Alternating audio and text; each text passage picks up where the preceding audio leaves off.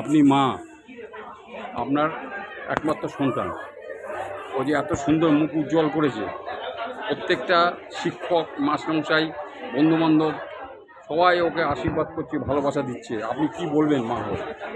এই সাফল্যটাও ধরে রাখুক, জোরে বলুন। এই সাফল্যটাও ধরে রাখুক, আর আমার এর থেকে চাওয়া হচ্ছে না।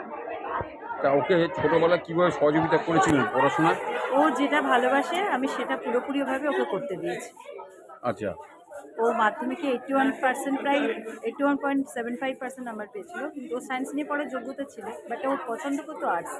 তো ওকে আমি ওই দিকেই ছেড়ে দিয়েছি। আমি সায়েন্সের স্টুডেন্ট হওয়া সত্ত্বেও, আমার সাবজেক্ট ম্যাথামেটিক্স হওয়া সত্ত্বেও ওকে আমি পুরোপুরিভাবে আর্টসে এনকারেজ করেছি। আর বাবা মা দুজনে ওকে সহযোগিতা করেছেন। বাবার ওর এই সাফল্যতে বাবা কী বাবা বলে? ভীষণ খুশি। হ্যাঁ। বাবার কোনো বলার মানে প্রকাশ করার মতো ভাষা নেই, ওর বাবা ভীষণ খুশি। ও বড় হতে যেটা চাইছে সেটা সম্পূর্ণভাবে আপনার এগিয়ে যাবেন। হ্যাঁ, ও বড় হয়ে লয়ার হতে চায়। হ্যাঁ। তো আমরা ওই লাইনেই ওকে যেতে সাহায্য আচ্ছা করি। আচ্ছা। আপনার নাম? আমার নাম তনুশ্রী চক্রবর্তী। আমি আর্য বিদ্যা মন্দির স্কুলের অ্যাসিস্ট্যান্ট টিচার। আচ্ছা, ঠিক আছে।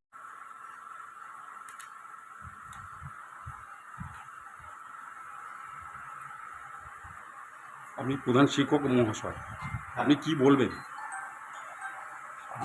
ওর এই সাফল্যের জন্য? আমি শুধু ছোট্ট করে একটা কথা বলি, সন্তানের সাফল্য তো, সন্তানের সাফল্যে কি বলবো সেটা বুঝে নিতে হবে। আর পিতামাতা চিরকালীন সন্তানের কাছে, শিক্ষক শিক্ষিকা যারা আছেন তারা থাকবেন, সহায়তা করবেন, গাইড করবেন।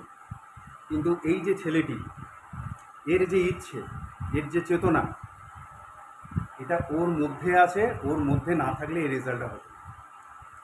এইটুকুই বলবো, আর কিচ্ছু না। আপনারা কীভাবে সহযোগিতা করেছিলেন? যখন যেরকমভাবে ও চেয়েছে, আমার মাস্টারমশাইরা প্রত্যেকে সহায়তা করেছে সর্বতোভাবে। যখন যেভাবে ও চেয়েছে, রাত্রির 1টার সময় তো SMS গেছে আমাদের একজন মাস্টারমশাইয়ের কাছে, স্যার এটা কী করবো। আপনাকে স্কুলের মুখ উজ্জ্বল করেছে। আমাদের এই স্কুল থেকে অনেক আগে মাধ্যমিকে প্রথম হয়েছিলেন নিতাই মুখোপাধ্যায়, আর তারপরের ইতিহাস আমার জানা নেই। তারপরে ইতিহাসের সৃষ্টি করলো। এটা ইতিহাস না, এটা ইতিবৃত্ত। ইতিহাসে মিথ্যে থাকে, ইতিবৃত্তে কোনো মিথ্যে থাকে না। প্রধান শিক্ষকের আশীর্বাদ পেয়ে তোমার কেমন লাগছে?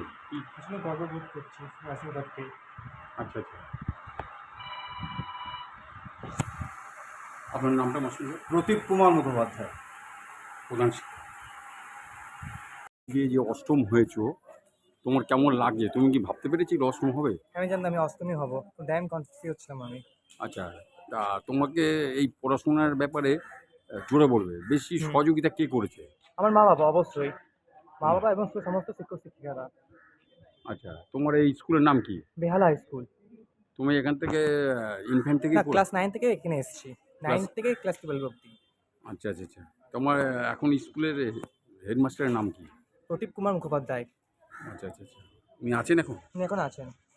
আচ্ছা, তা তুমি এই যে পরবর্তীকালে ছাত্রছাত্রীদের জন্য তুমি তাদের কি অনুমতি দেবে? মানে কি করে পড়তে হবে, কি করে করলে প্রথমে আগে যে মধ্যে আত্মবিশ্বাস নিয়ে আসো, হ্যাঁ একটা সাবজেক্টকে বারবার রিভাইজ করো, লিখে লিখে রিভাইজ করো, তাহলে সাকসেস আসবেই। হ্যাঁ। এটাই বলতে চাই।